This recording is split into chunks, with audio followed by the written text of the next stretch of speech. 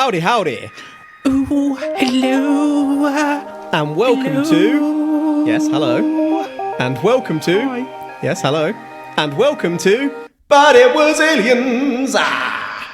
The extraterrestrial comedy podcast where we probe real-life alien incidents to determine for the questionable benefit of humanity as to whether those incidents really did involve aliens.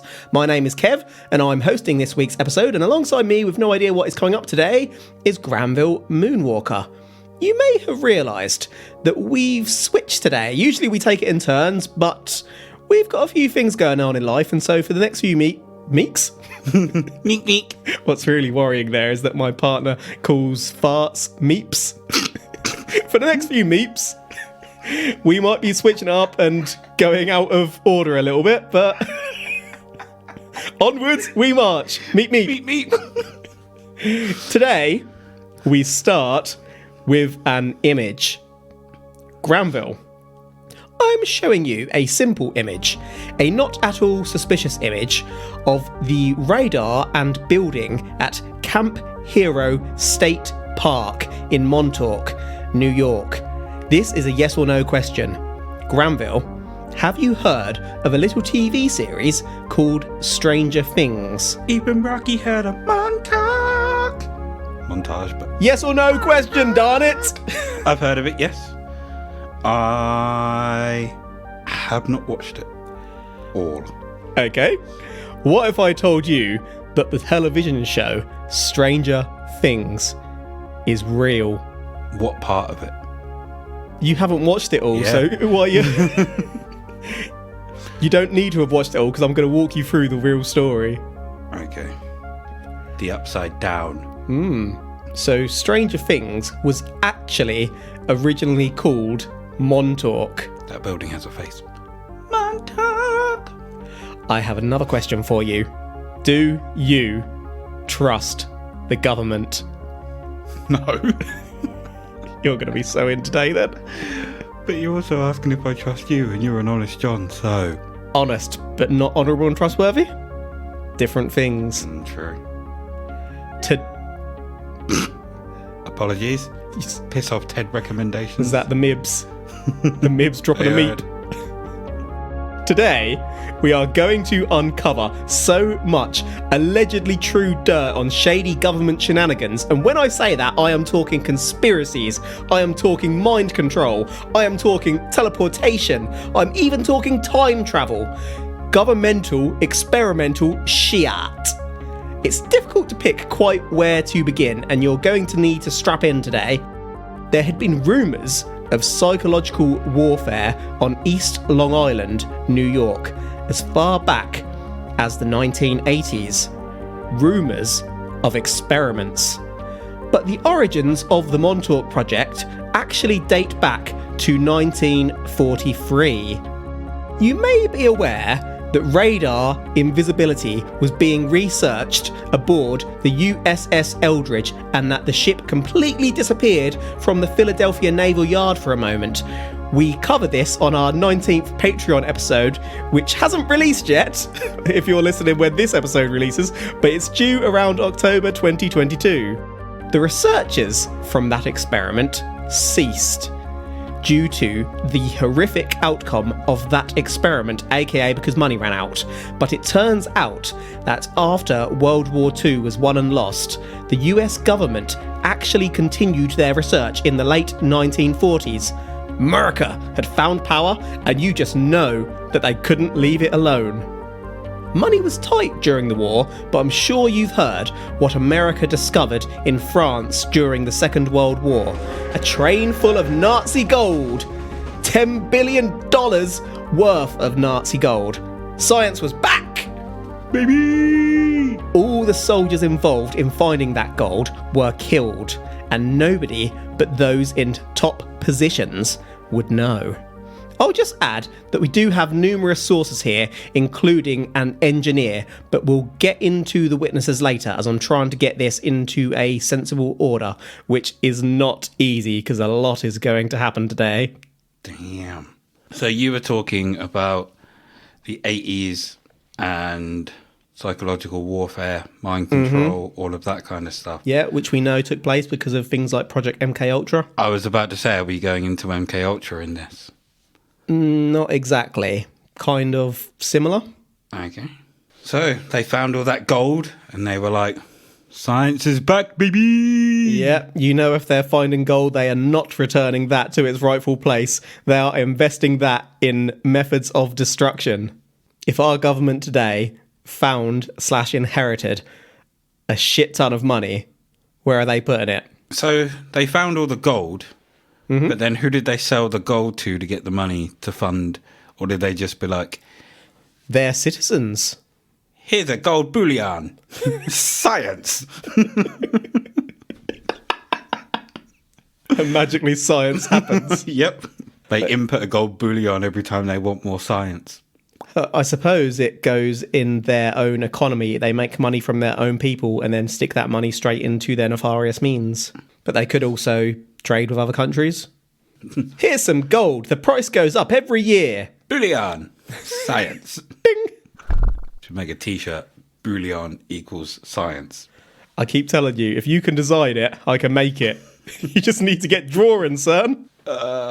Time. One day we'll One day we will update our shop at butitwasaliens.co.uk. One day.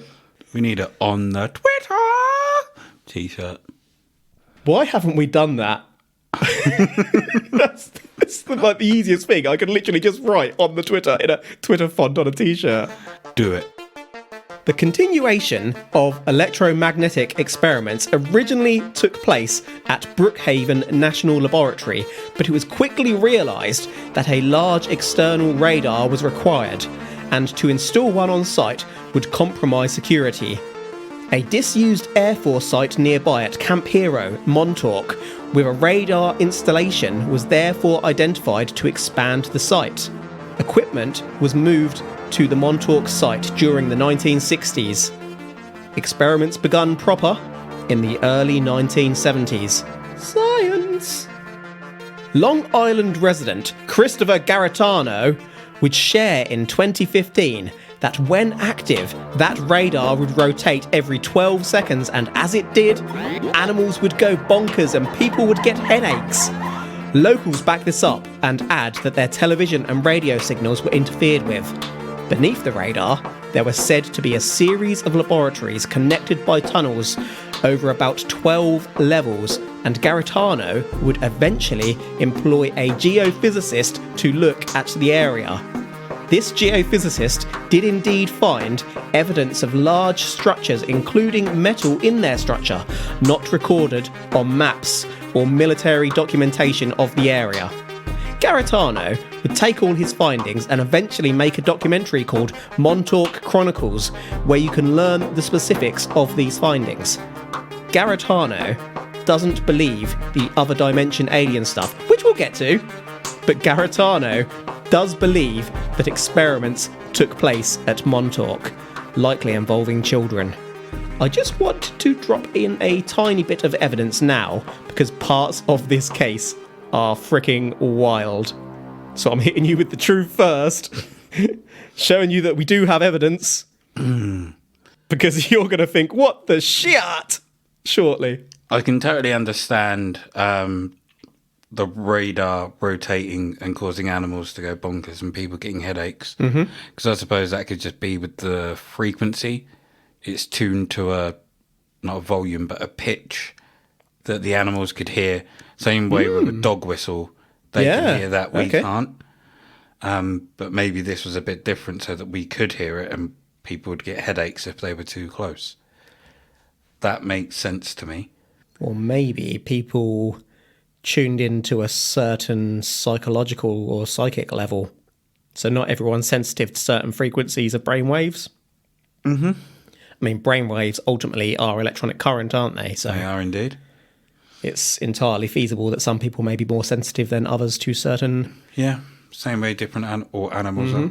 The fact that he believes that children were experimented on. Yeah, and we're going to get to that as well. I highly believe that. As odd as this sounds, it's not odd really, But if you're looking from the government's perspective, children are more susceptible to things like that. Who's going to believe a kid who says, Yeah, "Oh, I was taken away and had a huge needle shoved in my ear hole"? And not only that, but they can kind of experiment on them for a long time period and see what the effects are over time. If you take an adult, you don't know what the effects will be because you're already experimenting on a fully developed brain. So it may not work because that brain's already developed. Whereas if you're experimenting from a young age, the brain has time to adapt to whatever is happening to it and the body. And it sounds really fucking weird, the fact that I kind of not accept, but understand why they would. I understand, I don't agree. You've got a little child beside you right now. You're holding by the head and just poking it with a needle. Hello, Timothy. Children are stupid as shit as well. Like, you could be like, "Here, have a sweet." Yay! Whack! Wah! Have another sweet. Yay! And just keep on experimenting with your dastardly ways. And they'll keep on coming back for that reward. And I suppose if you take them early enough, they've grown up in that environment and know no different. Do you know, obviously I'm saying this in jest, but children are stupid as shit. When I was really little, I must have been about 5, 6 years old. My dad used to be like, "You make the best pints of beer. Go and get me a pint and pour it." And I'd be like, "Yeah, I make the best," and go and do it every time. He just couldn't be bothered to get up and make it himself, could he? But when I was a little kid, I took that as a compliment. I was like, "Yeah, boy, I'm the best." Your dad's a legend. "Okay, Dad, I will go and do that." Garetano mentioned experiments on children. These children, whom nobody would miss, later known as the Montauk Boys, would begin being taken during the 1970s. What is going on with my mouth today? I apologise.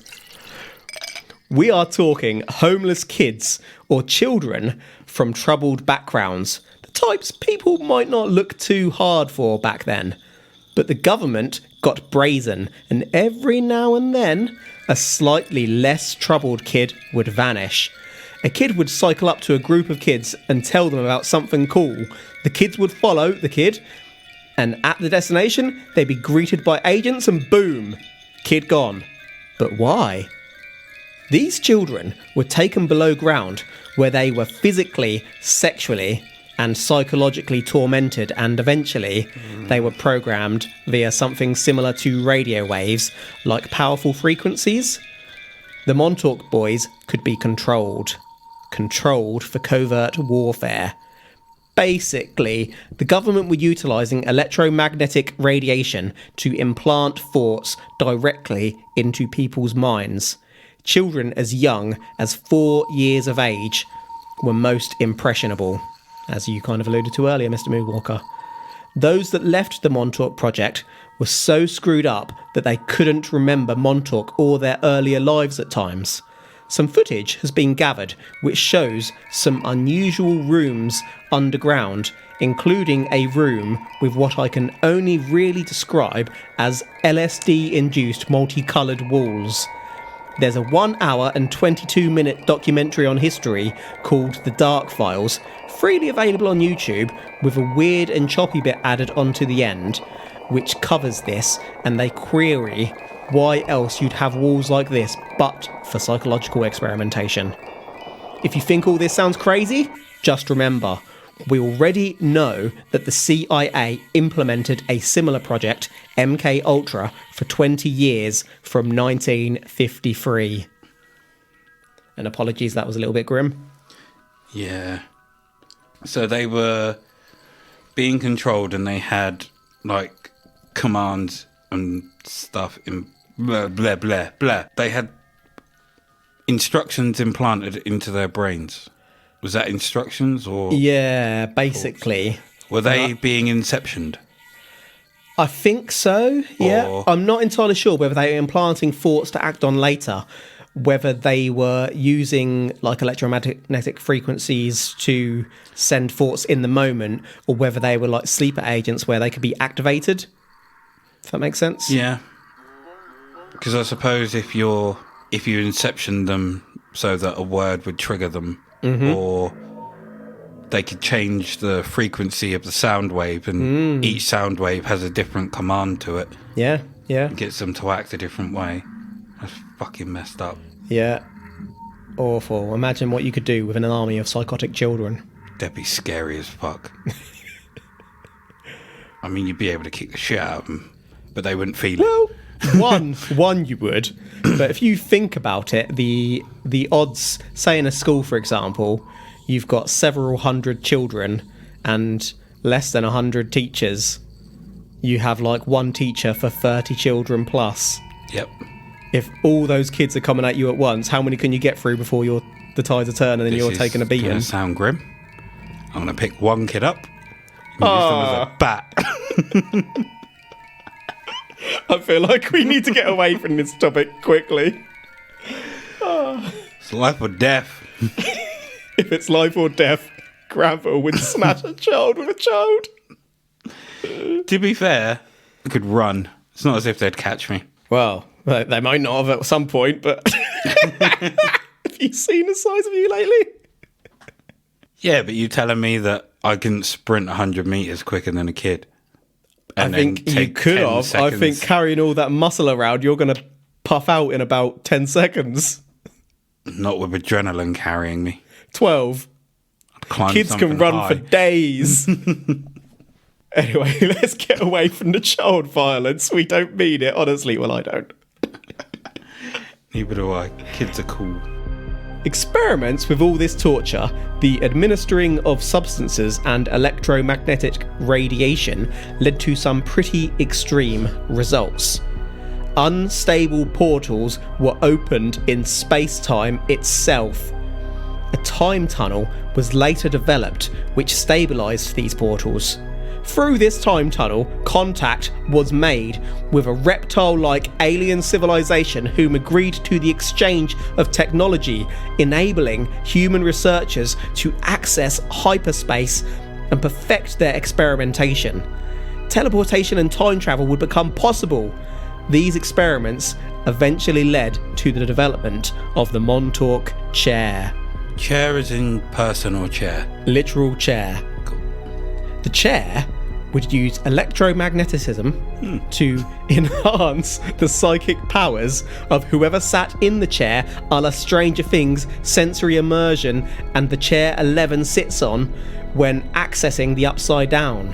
One subject undergoing tests, Duncan Cameron, would have success. Although success may not be the right word, but we'll get to that in a bit.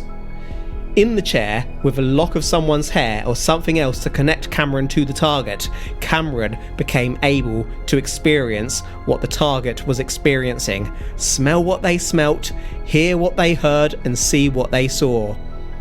We know that remote viewing was explored by the CIA. CIA? CEA? The CIA, because there are now unclassified documents evidencing not just MKUltra but Project Stargate 2, which we will cover one day. So this really isn't a stretch. Portals, chairs, seeing through people's eyes. Exactly what 11 does in Stranger Things. Have you seen that much at least? No.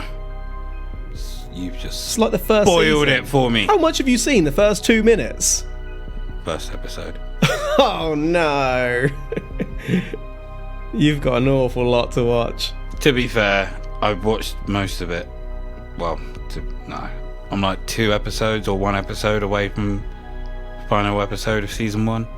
So I might be on the penultimate episode. Okay. I've just not been that gripped by it to watch it. In my Really? opinion, it is utterly superb. But my problem is I generally work all day and my other half won't watch things like Stranger Things. So when I want to watch them, I have to wait until she's fallen asleep. Yeah, that ain't going well. I tend to be the one that falls asleep now because I'm always up at 4 a.m. Yeah, to go to the gym. So I may watch it on my holiday. You really should. It is utterly brilliant. And then one day you'll understand what I mean about the chair. If you could see through anyone's eyes Whose eyes would you see through? Oh, do I go pervy or do I go uncovering the truth? That's a tough one. I guess it would be of more value to... Remember, you can't, like, touch or sense. Oh, I'm going uncovering the truth then. If I can't touch... Yeah, I'd go for someone like top level. I'm going to have to Google to find their names before I do this, obviously, because I've got no idea who it is. But I'm thinking someone top level in the military, probably, because I'd imagine like there's such a level that even people in charge of countries wouldn't know. Mm-hmm. Top secret above their level. What about you? I would look through the eyes of the person that does the presses the button for the lottery, just to see if it's fixed and if they know what numbers are going to come out before they actually get drawn. Many years ago, we went to school with someone who won the lottery. Did we? We did, yeah. Oh, jammy bastards. To fix. Things would eventually go too far, even for the researchers at Project Montauk, because there was a perhaps unintended further ability or side effect of the chair. The chair! Objects could be manifested, and not just objects. When sitting in the Montauk chair, You got a prick. at first, items from the subject's mind would appear on a screen. Then, objects would manifest, at times transparently, but at times these objects would be completely real, now in our world, whether created or teleported from elsewhere. The experiments and torture were completely out of hand by this time, and somebody wanted to end it. Whilst in the Montauk chair, someone approached Duncan Cameron and whispered in his ear. His ear? For Christ's sake. Whispered in his ear. You've got to leave the original in there now. Otherwise it just sounds weird. Whispered in his ear. Time is now. Suddenly, Cameron couldn't help it. It was like somebody asked him to choose the form of the destructor. Cameron didn't opt for the Stay Puft Marshmallow Man, though. The researchers suddenly heard screaming from across the base. A huge, hairy monster had appeared and was eating everything and everyone in sight. Those who survived would all describe it differently, almost as if the brain couldn't quite comprehend what it had seen. All the equipment, and especially the Montauk chair, had to be destroyed to sever the connection and send the beast back to its own universe. The whole underground base was pretty much filled with concrete to destroy any trace as to the massacre. Everyone involved had those same LSD, mind-ruining techniques applied to them to wipe their memories of everything. But what if, once that connection is made, it can't be severed? What if that monster is still roaming and has mated with other species? Or what if it's been captured and experimented upon? So are you thinking still roaming in terms of it's done a venom and attached itself to someone else? I wasn't, but now I am. Or I suppose they'd have to damage it quite severely to capture it. But then you'd have to know, you'd have to be very lucky to be able to hold it captive. Mm-hmm. Like you'd have to know exactly, or not exactly, but you could hold it in a metal cell, for example, and it absorbs or could heat metal and just that's walk exactly out. You it. never know. Because it's been manifested, we don't know whether this thing has come from someone's mind or from another dimension. That's it. We don't know anything about it, what its capabilities are. Can it manifest other things itself? Has it manifested itself? But no. That's what I was going to ask. Did they create the form of this thing in their mind and bring it forth? Or was it something that they were able to see and pull from another dimension? Did they have the ability to pull it through? Well, obviously, Stranger Things hasn't quite finished yet, but I also take it this picture is from Stranger Things. it's from like the second episode, yeah. Oh, That isn't a spoiler, but I can't remember. It's been so long. that thing, with our current understanding, obviously there's one season left. So this might be completely bullshit by the time the last season comes out, but it would appear that those things are being pulled in from another dimension. What if they're those not being things manifested? But we don't actually know. This is obviously the real story. What if those things are humans that have been trapped in the other dimension and become so distorted and warped and That's morphed very with other things? interesting. But I would then be led to ask you how they got trapped there. Is it everyone they're experimenting on? The Montauk Boys are all being trapped there and becoming warped things because time moves differently there, and then they call them back by accident. What if, with time travel, they were future experiments that have ended up in the past and been there for such a long time that they've now morphed into that and are now being brought forth by the present? Mindfuck. Well, to be brutally honest, what I was kind of thinking here is like, what if we've got a man-bear-pig scenario going on? Like it mates with another species and creates a mixed species. That's where I was leaning. Man-bear-pig. Are you serial? With a case like this, you're probably thinking that I don't have any evidence. Well, say hello to the Montauk Monster. The Montauk Monster was discovered on the shore of Montauk in July 2008. Some believe that it is either the creature from the lab or an experimentation utilising that creature to create horrific results. The government would of course try to cover this up, and scientists would claim that this monster was a raccoon with its top jaw missing, but for some, the legs appear too long in comparison to the body to be a raccoon. Is this a raccoon or a demogorgon sucked into our dimension? I have the photo here for you, Granville, with a raccoon below for reference. Ooh. Pretty grim, so apologies for that. Was that real? Yeah, absolutely real. What the hell is that? The Montauk Monster. I'd want to say it's some kind of underground mammal, like a mole or something like that. Except it's larger and it's got a frickin' beak. I was about to say, but you see its beak, and that kind of throws it completely off. And look how long the limbs actually are. Yeah, but its legs are tiny. It's got tiny little chicken legs. Is that a tail at the end, or is that its leg? You can't really tell, can you? Tail, it looks like. Surely we have another picture other than this one, like from another angle. No, I've just got a picture of a raccoon for you. Although, if you look around its wrist, it looks like it's got bandages on. Like a bandage or something was Why on would its it have wrist. bandages? It's like it's been experimented upon. And it's broke free. What the hell is that? I want to know. We'll post these, possibly. I'm not sure if this one will be accepted because it is a little bit grim, but we'll try to post these. Definitely got a beak and some teeth, isn't it? Yeah, and we'll try to rip post shit it apart. on our Instagram at But It Was Aliens podcast, possibly in our Facebook group, but sometimes when we post things like this in Extraterrestrial Towers, they get censored. So who knows? We might post this. I mean, it can't be a raccoon simply because of the face or the head. It's a beak. Raccoons don't have beaks.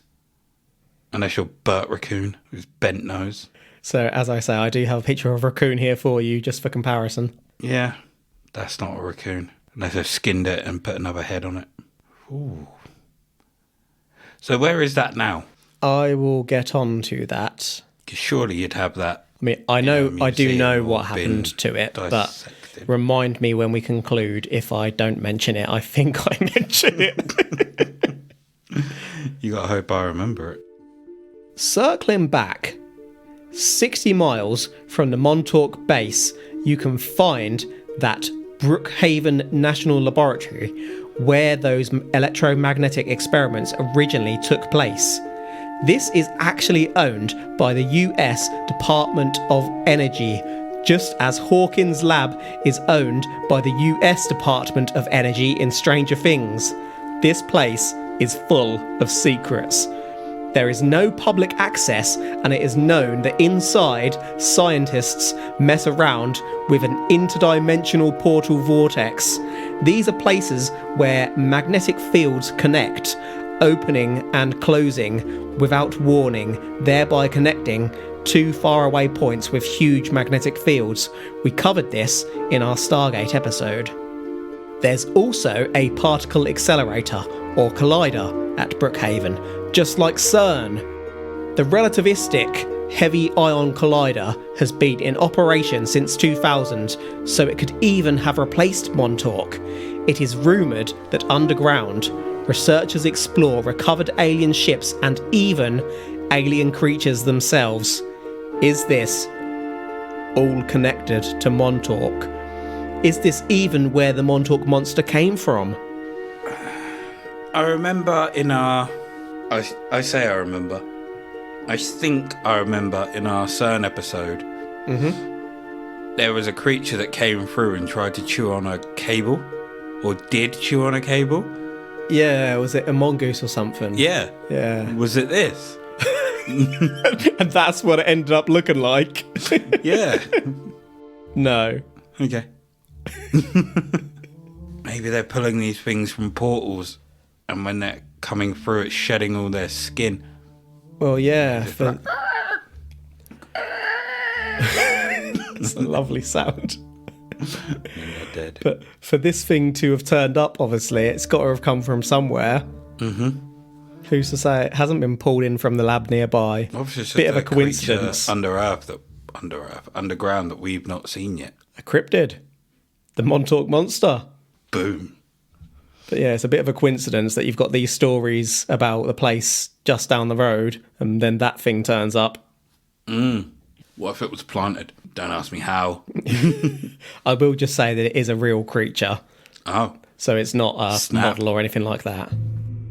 We've basically covered what went down at Montauk, so now I'm going to circle back around to some of our witnesses, starting with perhaps the least credible.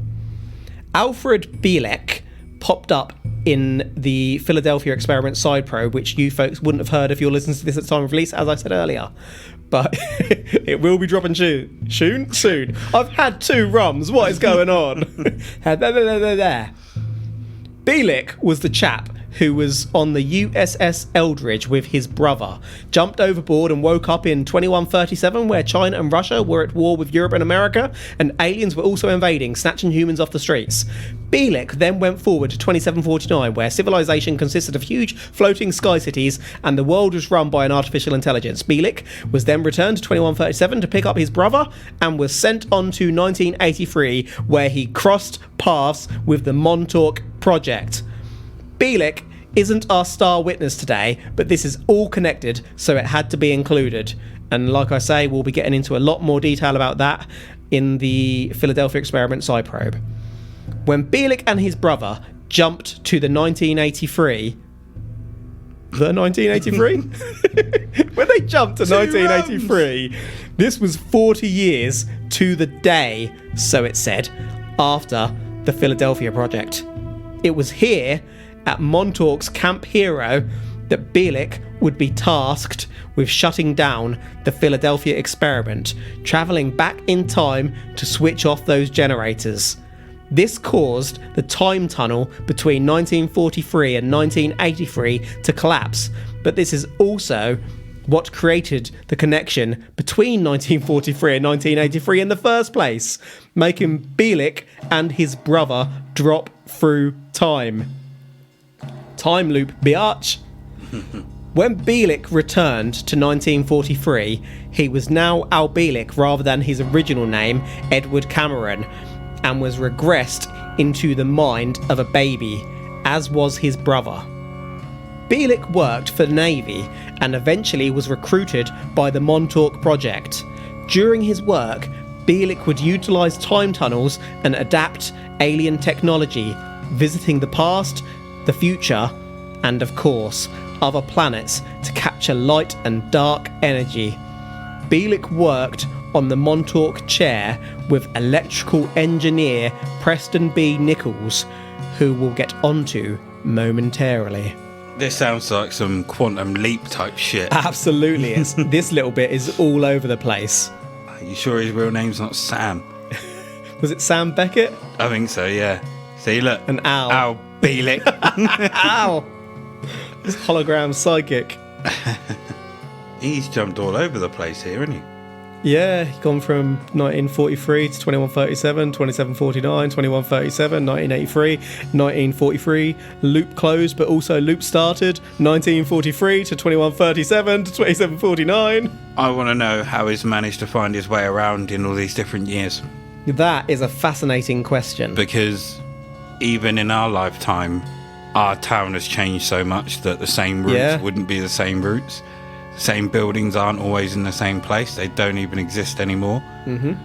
How would he have had any identification or credentials to get himself anywhere? Who's to say that he's found his way and hasn't been pulled into these different times by certain agencies trying to close that time loop? So they're pulling him in to where they are. Quantum leap style. He's not finding his way at all. Here's a mission, soldier. Yeah, you need to go back here. And they hit the button. Shit, we hit the wrong button. He wakes up another 700 years in the future. It's literally. We've been expecting you, soldier. We're going to send you back now. Beep. Shit, we hit the wrong button. He's about to go, no, wait. They just boot him back into the portal. Here's your credentials. Before he knows it, he's there. And that's the only way he can get back. And it does tickle me by doing all of this. He's actually creating the loop that saw him start all of this. Trapped in a vicious cycle. What do they call them? I've got it's no not idea. A time paradox. Well, or is it? Similar. It's gone. Like, you've got the paradox where you go back in time and kill your own grandfather, then how could you have been born to go and kill your own grandfather? If that's what you're thinking. And you're stuck in the grandfather paradox. I guess we could call this the Montauk paradox. Most of this entire episode actually came from a 1992 book by Preston B. Nichols and Peter Moon entitled The Montauk Project, Experiments in Time. I will link to this in the episode notes as it is available in free, lengthy PDF today. The book outlines all the details that I've shared, but goes further. There were visits to Jesus Christ in olden times. Jesus el Savior Christ. And the researchers even used their space-time travel to alter the outcome of the American Civil War. Nichols outlined that Duncan Cameron had psychic powers. Yes, this all ties back to Duncan Cameron, Bleick's lost brother who was on the USS Eldridge and who was experimented upon at Montauk. Montauk scientists did not realise that Duncan Cameron was from the past and had been inserted into a new body just as Bleick had in what I guess is this new timeline. It was the experiments on Duncan that ultimately led to the destruction of the project. Did I just hear another email from the Miz trying to shut us down? You did. You got to change your email address. How hard is it, man? No matter how many times I change it, they still get hold of me. Nichols would claim that he wrote this book after remembering his memories as a researcher on Project Montauk. Nichols has since passed away. Nichols and Bleick are not our only witnesses though. Others have come forward too. Stuart Swerdlow, a 52-year-old chap, came forward to the Sun newspaper in 2017, confirming that Swerdlow was one of the Montauk Boys whom were experimented upon. Swerdlow confirmed, as we covered, that runaways, orphans, and the children of drug addicts were targeted in the main. Swerdlow can now remember experiments including being beaten with a pole, having the temperature rotated from boiling hot to freezing cold, and being starved before being overfed repeatedly. The Montauk Boys would also have their heads held underwater and would be given LSD, learning to obey their rescuer. Swerdlow does add that he thinks that some of the boys were sent to Mars, but LSD will do things, son. Swerdlow was also featured in documentaries with Bleick and Nichols.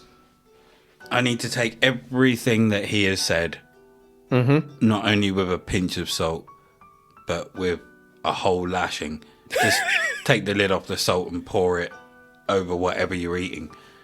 Because it's gone to the Sun newspaper. Yeah, if you're going to try and get a credible story out there, that's maybe not the best avenue to take. It's almost as bad as Daily Sport, is it? Whatever that. Yeah, the is. one that basically has half nudie people all the way through it. I suppose in his defence, one of the other the more credible newspapers, if there is one, would probably not listen to him. So he has to go somewhere. But the Sun would listen to anything. Yeah, like you say, the only thing that's probably going to be easy to get in is that sport newspaper. Daily Star.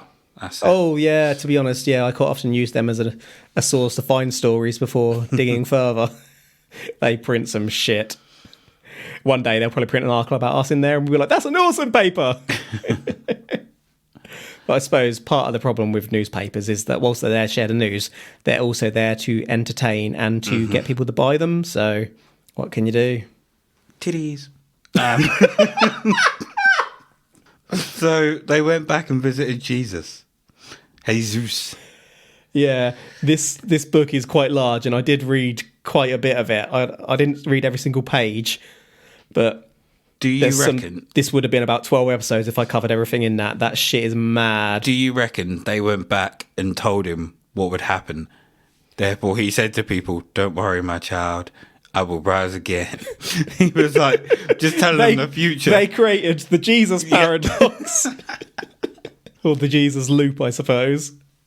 They told him that he was going to die and rise again, therefore making him die.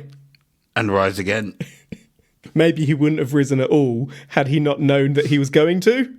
Maybe he knew he was going to get stabbed, so shifted his body slightly, missed a vital organ, and when they put his body under, he was like, I'm up. Just kind of stumbled out of although there's a big boulder in front. I really hope that nobody strongly religious is listening to this. Oh, I'm strongly religious. I'm just having fun with this story. So they came and moved the boulder out of the way, and Jesus walked out. El Savior. They patched him up. Boom! I like to think that he wasn't going to rise again until he was told he was going to rise again, and that made the power in him so strong that he rose again. What if he was a Montauk boy, moved the rock of his mind? Maybe he was the first. You never know. I also like to think of him as like a David Blaine in his day. He was going around doing crazy shit, street magic, like making rocks appear on the other side of rock windows. What the F, Jesus? Cheez-Its! On the note of evidence, whilst Montauk was supposedly formally decommissioned in 1981, local resident Brian Minnick found documentation of mass food orders taking place at the site in the late 1980s. Why do you need mass quantities of food if a base is empty? Another local, Paul Fagan, researched, consider yourself at home. Sorry, I couldn't help myself. Fagan researched the site for years and believes that lots of the conspiracies were planted by the government themselves to cover up what was really at the site, an underground nuclear reactor. Our final witness is Joe Lafreno, who also believes that he was one of the Montauk Boys abducted at a young age between 1980 and 1981 to be experimented upon. After an episode of hypnosis, Lafreno's memories came flooding back. Lafreno remembers laying on a table, slabbed, with wires coming out of him again, not dissimilar to 11 in Stranger Things. Lafreno has a partner, children, and is a functioning member of society with stable employment, so he isn't exactly your stereotypical bonkers witness. Lafreno works at the Camp Hero Park. Lafreno states that there is evidence of a structure in a spot he has identified from his memories, but those in charge won't let any digs take place. He's trying to get close, isn't he? Does he just want a bit of fame? And that's an alternative theory. Or Being does one he of want those. fame for the place he works to bring in more business? That's another theory. Yeah, that's a Or good has he targeted working there because of these memories, because he wants to prove it? I mean, they're not going to let him just dig there. That's like me going to work and going, I was born here 50 years ago, although I'm not even 50, and there was an alien spaceship here, and that's where I came out of. To prove it, we need to dig up this whole building. Your boss is now about to send you an email saying, "Oh shit, we need to dig." They're going to be like, we are not digging up this building. So I suppose, maybe yeah, I see your point. Another theory is that perhaps he was working there, went under hypnosis. It could have created some memories that weren't actually real. he would have heard the stories beforehand. Yeah, having worked there and Inception. been interested in it, and now he's developed his own. Inception. They've planted the idea in his head. Yeah, this motherfucker got inceptioned. That's where I'm at. The official line on Montauk is that the giant radar I showed you at the start was, supposedly, built as part of a coastal defence in the 1960s to protect against airplane bombers. That would give about a 30-minute warning of an incoming nuclear attack. Though decommissioned many years ago, that dish begun moving in 2009. On that note, though, whilst Nichols outlined in his book that the Montauk site was decommissioned publicly in 1969 to cover up what was going on below ground, it was in reality decommissioned in 1981, as we mentioned, so Nichols' book isn't exactly accurate. There are also gun emplacements which were built to be hidden if looking from above, further evidencing the fact that this was a military base. The 755-acre Camp Hero site was opened to the public in 2002, which is unlikely if it was such a dangerous site with unstable space-time dimension dynamics. No hidden underground areas have been found, though there are sealed-off buildings and manhole covers which may suggest there's more hiding just beneath our feet. Even today, the buildings are patrolled. Ooh. So basically in that section, I've said it's bullshit, then I've said it's real. I suppose if they did have anything under there, they're not just going to let anyone go under and start digging shit up. Yeah, but then As if they... grim as this sounds, could be a mass grave under there. And they don't want people going in and digging up bodies and finding out what they have done there. In terms of the radar switching back on, what if it was a rat? We've all seen Avengers. The Endgame only happened because of a rat. What if this is the same thing? Endgame was shit. I mean, I feel I wouldn't be being fair were I not to point out that that's a movie. This is real life. But still, could have happened.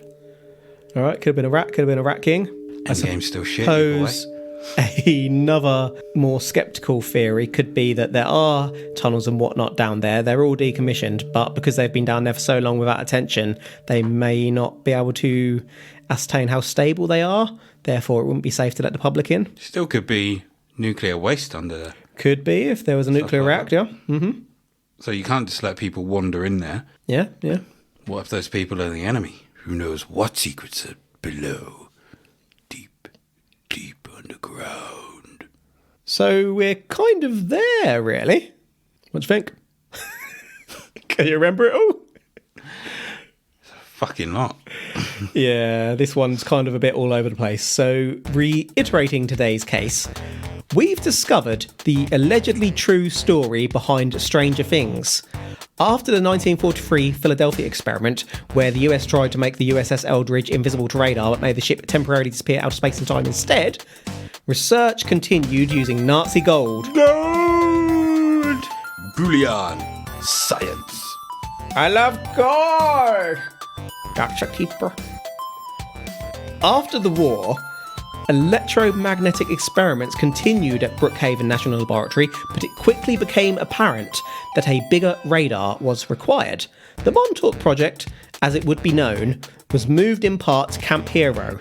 Once the radar dish started operating, locals started getting headaches, animals started going bonkers, and television and radio signals begun experiencing interference. The abduction of and experimentation upon the Montauk Boys begun. These were children from troubled homes and or runaways who were taken to torture, abuse, administer substances to, and ultimately to experiment in psychological warfare and psychic abilities. Unexpected side effects took place though, with portals beginning to open, so research moved to stabilise these portals. Through these, contact was made with aliens and technology was exchanged.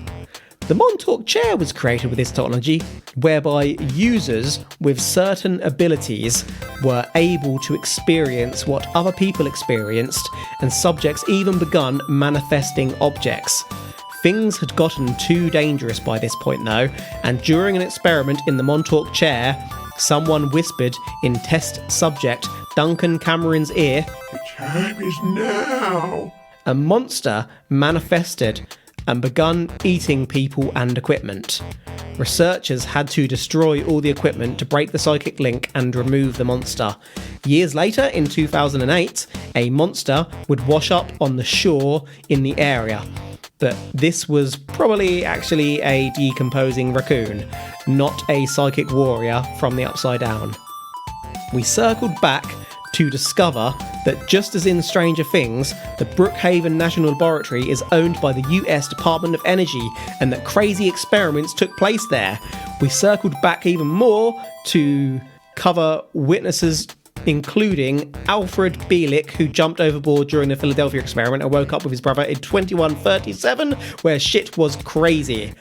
Bleick slipped into 2749, which was crazier still, returned to 2137 to grab his brother, dropped by on 1983, and then headed back to 1943 to stop the Philadelphia experiment, thereby both opening and closing his own time loop. Once in a new body, Bleick would go on to become a senior figure within Project Montauk, working with Preston B. Nichols on the Montauk Chair, therefore causing the opening of that time loop.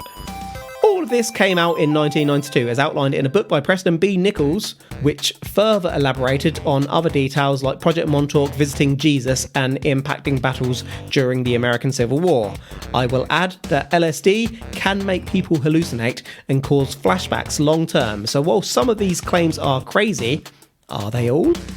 We covered several Montauk Boys who say that they were experimented on.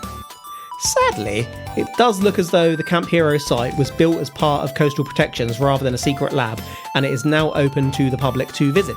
But remember, Christopher Garantano did find evidence of structures underground via geophysicist survey, and food orders were being carried out after the site allegedly shut down. The site is still patrolled. An alternative theory is that the alien stuff was leaked intentionally to cover up the site of a nuclear reactor, or indeed human experiments. Granville, do you want to retread any ground before we conclude? Two things I want to ask. One, were the Montauk Boys all boys? As far as I could find, yes. Okay. And what happened to the Montauk Creature, whatever it was? Oh, I didn't mention that, did I? No. So it washed away. What do you mean it washed away? It was found on the shore. It washed away. No one... They took photos of it, then when they came back, it had washed back out to sea. No one moved it? No. There are other photos of it. And right at the bottom of the research notes, I will show you a little bit more, but... Okay. This has been a pretty crazy case. It's so discombobulated, and all the research and whatnot, it just goes from here to there to here, there to there. And because of the time travel, it's really hard to get it in order. There's documentaries on this, like I said, the YouTube one I'm going to link to. I've listened to several podcasts on this after I've written the research notes, and everyone's gone at it in a different way.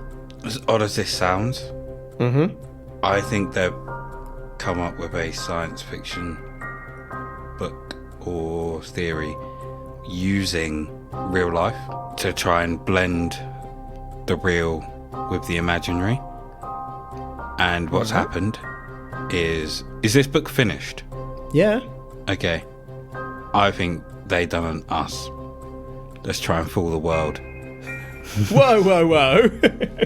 And they've used the real and the imaginary to create something, and they've gone, let's see how many people believe us. I hear you. And they've done a good job, because Stranger Things is literally based on this. Yeah. And I believe it was going to be called Montauk, but then there were some legal issues around it, and so they changed the name and a few of the details. But it feels like they've picked out a bunch of great conspiracy ideas and then kind of slapped little slivers of truth here and there within it, doesn't it? Yeah. So some of those things are real, and they'd get you going, yeah, but I believe that's actually happened, that is real. But then there are the science fiction parts of it, the aliens, the mind control bits aren't like fake. They're not. We know it happened. Yeah, absolutely. But it's whether or not they pulled forth alien creatures and things like that. And for the body to just wash away in the sea it's too convenient. Yeah. Meanwhile, what makes me really suspicious is that the place was decommissioned officially in 1981, but they found mass food orders, like receipts and stuff for mass food orders in the site from the late 1980s, so it's clearly operating to some degree. Why? Yeah, I mean, Why? to be fair though, a site being decommissioned could just mean it's taken off of it doing that one thing that they wanted it to do. Then why are But then people there's there? still things there that need to be taken care of. So I don't know if this is how it would work, but if you think of a airport that was used for fighter jets, and it's now decommissioned as an airport for fighter jets, but normal planes and things can take off from it. Then the military wouldn't usually stay on because it's wasting their resources. True. Maybe it was decommissioned for one thing, but then It had a secret had purpose. another purpose. A secret purpose. A They gold were there bullion to cover up science the evidence of whatever purpose. went down there. And so close to their equivalent of CERN as well. So yeah, they say it's decommissioned because it's decommissioned for the thing that people know it to be there for, but it's doing something else in that meantime. Yeah, okay, so... Or maybe they were using it as a storage facility for documents. Or even Holding materials prisoners there. that, like radioactive kind of materials, hence why they don't let Radioactive people in waste. there today, Yeah. just in case. Maybe there was the radar switched itself back on. So... Maybe there was a earthquake, something like that. Someone went down. You know how like there's a power cut, Yeah. and then things come back on. I thought I'd put this in the research notes, but obviously I haven't, and I was going to make you conclude before I shared that little tidbit. But basically, all the controls for the radar had all seized and couldn't be operated, so there's no way the controls could have made it move. Therefore, if it started moving, it's got to be down to the weather, basically, and gravity and whatnot, and the wind. There's Okay. no way that the controls could have operated it. So it was a strong enough wind that started moving it. Something like that. Don't know for definite, but the controls couldn't be used anymore. It'd been Maybe so there was long a that short in the system. Well, that's what I'm saying. Just The because you system was can't move buggered. the handle doesn't mean that the electronics underneath it. I mean, it can't could have work. been a screw that just popped and it swung the other way. And lots of the residents, the way they know that it's moved is because everyone who lives around there was like, that used to face the other way. But Yeah. I don't think there's any definitive like video evidence of it moving or anything like that. It's just It was facing one way, everyone and then all of a says sudden it was it's one way, facing then it was the other. Yeah. So on that note, are you saying that it was aliens? No. Yeah, I'm not going to beat around the bush. I'm not saying that it was aliens either. But when you're dealing with time travel, it's sometimes difficult to get things in order, so I try to remove a lot of the back and forth and just roll with the details of what actually happened at Montauk. Suffice to say, that's one of the most convoluted cases I think we've covered so far. It's going to be a long episode. You've done well to get that in order, though. Yeah, it took quite a while, to be honest. It's just such a mess. And like I say, all your sources have covered it from different angles and in different ways. But yeah, a lot of what was detailed in Nichols' book has been debunked. But even so, there is something about this one that just somehow leaves you with a little lingering feeling of suspicion. Even when they're saying they visited Jesus, which is bonkers, you're still left wondering if they really did experiment on people there. And that kind of makes you wonder, doesn't it? I mean, I reckon they could have, but whether the effects in visiting Jesus were real could have been in their head if they were taking LSD. Absolutely. And again, it comes back to, did they experiment on people here? So then what the people are saying is so outlandish, and that obviously didn't happen, but the experiments maybe did. And in their mind, they probably thought that's exactly what was going on. So like I say, ultimately, I'm not saying that it was aliens, but it did tingle my conspiracy spot, and I'm not convinced all was as publicly suggested at Montauk. Any final thoughts from yourself, Mr. Moonwalker? No, can't say there is. It's been a crazy one. It's been quite enjoyable, actually. Yeah, it's definitely been an interesting one, and I didn't delve hugely into the alien element of it, to be honest, but it was so bonkers by that point, I didn't think there was as much value, and we've also already gone longer than an hour without all that detail as well. But if people are interested, like I say, you can check the episode notes. But that's a wrap for today. Thank you for listening to But It Was Aliens. It's been a long one, and we really appreciate you sticking it out with us. Whilst Montauk did touch upon aliens, this episode was more tonally in line with what we'll get up to over on our Patreon at patreon.com/butitwasaliens. There, we release a monthly bonus episode covering something more widely paranormal, be it cryptid, conspiracy, or clairvoyance. And as I say, we do have an episode coming up on the Philadelphia experiment, which will tie into this one. If you have any suggestions for topics you'd like us to cover, either on the main show or in a side pro on my Patreon, I really can't talk today. This is possibly the worst my mouth has ever been. But you can find us on the Twitter, at But It Was Aliens. You can also catch us loitering in our publicly private Facebook group called Extraterrestrial Towers, which is linked to the But It Was Aliens Facebook page. I suppose we probably should just explain, we kind of touched on this at the start of the episode, didn't we? But me and Mr. Moonwalker are both in the process of relocating at the moment, which means that Extraterrestrial Towers... Not together. Oh, we're definitely going together. What's actually happening is that my partner's moving in with your partner, and me and you are going to move in together and share a bed. Spoonsies! I think neither of them would be surprised if we said that, though. She does. My partner does often refer to us being a throuple, as I've said before. Yes. So does mine. Yeah, so we might be going a bit out of sync over the next few weeks. You might hear a few episodes in a row from myself. You might hear episodes in a row from Mr. Moonwalker. You might hear long episodes. You might hear short episodes, but we're trying to keep on schedule. And also just want to say quickly that if you're feeling any particular way, how you feel is valid. You matter. That's all from us today, so until next time, how did the monster from Jeepers Creepers get a personalised number plate? Because it's got dough. Drop the gold bullion. Boom. Bullion. Nazi gold. License plate. The truth is up there. Hashtag